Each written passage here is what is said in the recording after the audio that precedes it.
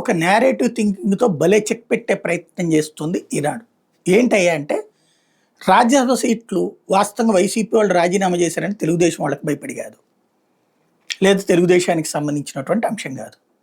కేంద్రం నుంచి వచ్చిన ఒత్తిడితోనే వాళ్ళు రాజీనామా చేశారు.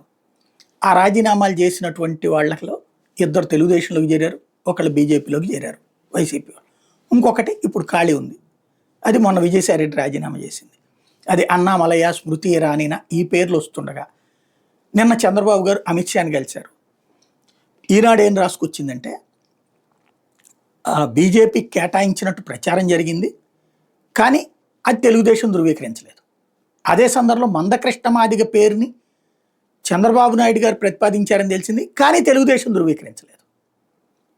ఇది కాన్సెప్ట్. అంటే ఏంటి, ఇప్పుడు మందకృష్ణ మాదిగ పేరు ప్రపోజ్ చేసి వచ్చారు అమిత్ షా దగ్గర అనేది మందకృష్ణ మాదిగకి, అట్లాగే ఇక్కడ మాదిగ సామాజిక వర్గానికి సంబంధించినటువంటి వాళ్ళకి హింట్ ఇవ్వటం.